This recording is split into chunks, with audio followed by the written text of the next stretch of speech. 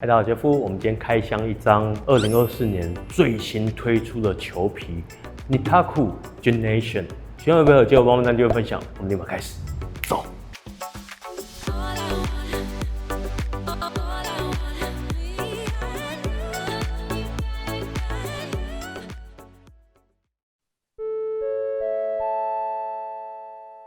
每次练完球，拍面都会脏脏的，该怎么处理呢？市售清洁剂太大瓶，携带不易，使用时泡沫忽大忽小，总是不顺畅。为了让球皮延长使用寿命，我与研发团队耗费近1年的时间研发，全新推出首款球皮清洁剂，经数百次的粘性皮、色性皮的清洁测试，按压、擦拭即可完成，泡沫稳定不黏腻，手掌一摸立即恢复止滑感。2瓶一组，300ml 补充瓶可重复填充，搭配30ml 的随身瓶，让你出门练球好携带。经测试，300ml 可使用超过1200次，用量超级省，100% 台湾制造，环保无毒，可回收，让你在球场上稳定输出，完美备战。快去下方点击购买链接，或在波尔桌球用品专卖店、高雄超人乒乓、骑兵桌球皆有贩售哦。在热销的球皮里面，比方说 G1 跟 C1 都是Nitaku非常常年热销的球皮，甚至在我们每年年度排行的销售里面，都会出现Nitaku G1、C1。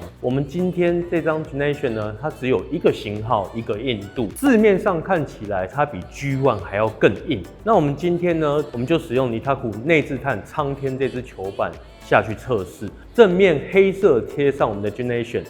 反面红色就贴上我们Nitaku的 G1， 直接去做一个对比，分享心得手感给大家。顺带提一下 ，G1 的价钱大概一张落在1000、1100左右，那这张 Generation 呢，大概是落在1500块左右。我们就开始实测，走。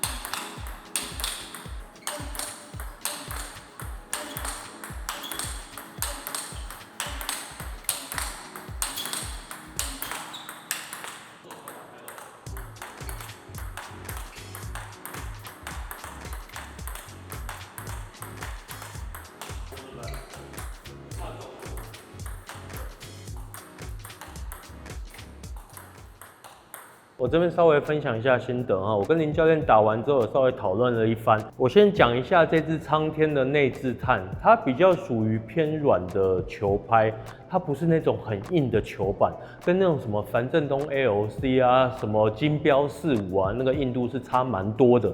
所以这支木板对我来说，它比较在大众市场里面属于偏软一点的木板。这一支虽然是内置碳，但是它其实速度跟硬度上面大概就是比7夹再微硬一点而已。那今天 Generation 呢，其实打起来手感跟 G1， 我个人觉得还算蛮相近的，你不会觉得是不同品牌的球皮，但是很明显的，你看到对方的那个落点，你用一样的力道、一样的动作的时候，很明显过去到对方的桌子的时候，落地的这个落点是有落差的。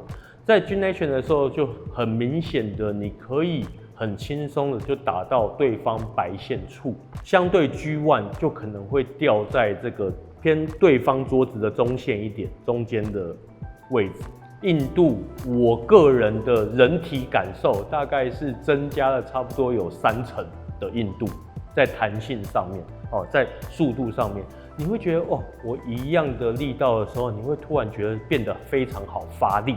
它不会说哇，整个失控了，一直飞出去，一直飞出去，不会，它不会让你有这种感觉，它会让你觉得好像 G1 抹了快速胶的感觉，大概是这个意思，就是球速变快，甚至我在咬的时候，我会觉得有一种就是那个咬球的吃球感，我觉得很明显，我觉得是它海绵做的还蛮密的，密的同时它又不会让海绵死硬。所以它进去之后发力出去的时候，你会觉得那个球的力量出去的那个力量是够足的，就是出球速很快，而且不会让你觉得失控感这么严重。当然，你的技术够、发力准的话，这张皮当然对你来讲完全没有问题。但是如果针对中阶玩家，他在撞击感你一定会觉得很过瘾，但是拉球感你可能会跟 G1 比起来，你拉近的几率会下降。所以如果你已经在用 G1 的人，你想要升级，你觉得教练我进步了，我想要让球速变更快，质量变更好的时候 ，G-Nation 是一个很不错的选择。另外一个层面是什么？我先来讲缺点，它的吃球就没有 G1 吃的这么进去。也就是说，你的拉球发力的瞬间爆发如果够好，你才有办法吃到完整再出球。那 G1 基本上我随便拉都可以吃到最底再出去，因为你要把球速变好，你要把球速变快，但是你也有可能损失你吃球摩擦的部分。好，再来，它不建议你用在反手。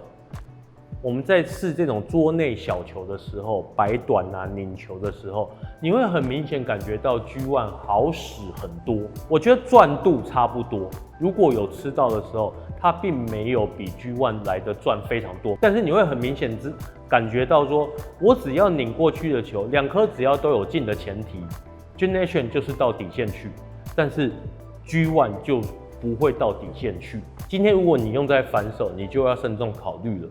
因为你可能很多小球要去熟悉，相对甚至你的防守，你在防这颗球的时候，你会没有以前这么好防。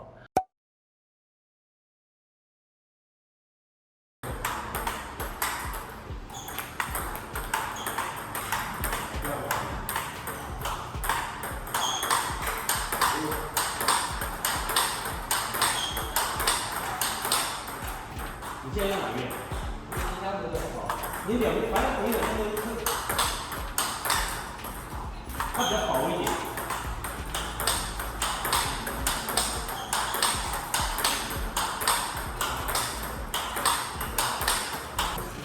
它吃球比较短，对，它吃球吃进去比较短，因为它感觉比较短，比较那个弹力比较薄。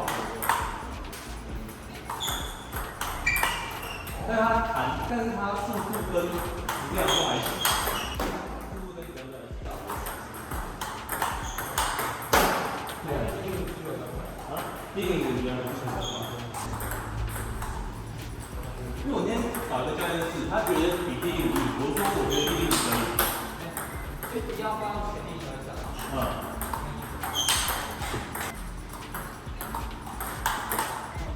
用拉，用把你去拉。但是你下不住了，对吧？后来我希望做更详尽的测试，正好跟现役国手洪敬凯碰面，让他也体验一下这张球皮。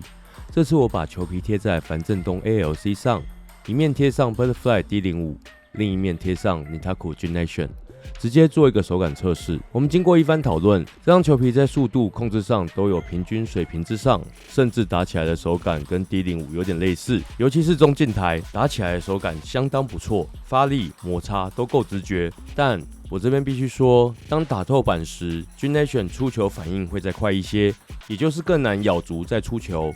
喷弹感也会比 D05 再薄一些。上述这些问题，我推测因为 D05 厚度为 2.1mm， G-Nation 为 2.0mm， 相对球打到球皮上后 ，G-Nation 会更快到球板上。所以当我们退到中后台，距离拉远后会有更明显的感受。G-Nation 需要更大的动作才能逐粒上台。如果以售价的标准来看，毕竟球皮是消耗品 ，T05 是目前全世界最贵的球皮之一，大概落在台币2400左右 ，G-Nation 大约是台币1500左右。这几周我打下来的心得是，这张球皮依它的售价来说，应该是这个价格区间蛮值得一试的球皮，甚至我可以说，我再也不会把 T05 放在我的选购清单内。有预算的朋友，或是现在还在用 T05 的朋友，真的可以考虑一下试试这一张。